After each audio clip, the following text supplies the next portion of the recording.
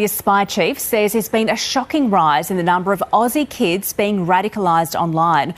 ASIO Director General Mike Burgess has revealed about a fifth of his agency's priority counter-terrorism cases involve young people. Security agencies from our closest allied nations have collectively made the warning, saying teens are vulnerable to exploitation, especially on gaming sites and messaging platforms.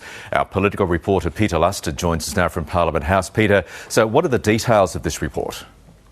Well, Michael, they're rather disturbing. The report says since 2020, the Australian Federal Police and also counter-terrorism teams have investigated 35 people aged 17 or younger.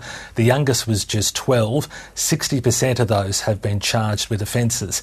They provided a case study of one 14-year-old who was posting extremist and racist material online. They said one Snapchat said that they were going to carry out a large killing at their high school and that they had enough guns and explosives to do so.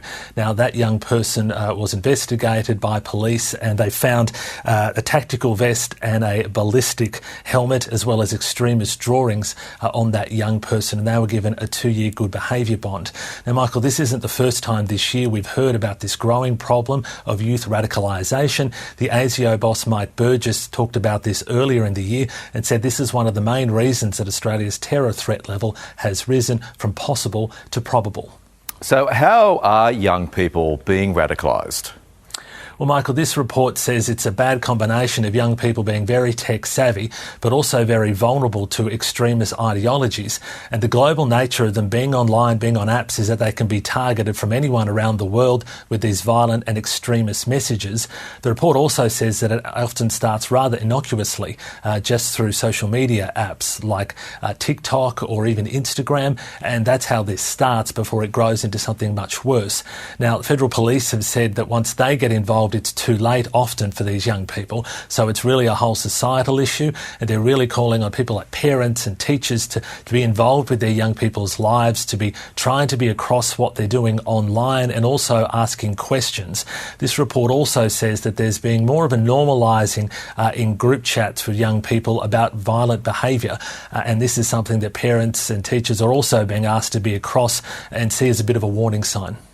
Details of cases have been released as part of research coordinated with our Five Eyes allies. Australia's police and spy chiefs teaming up with their colleagues in the US, UK, Canada and New Zealand to try to combat the rise of youth extremism, which they say is being fanned online. A shocking 20% of counter-terrorism cases in Australia are centred on young people, some investigations into children as young as 12, and Jane officers are now pleading with parents, teachers and doctors to help them identify these teens at risk and intervene.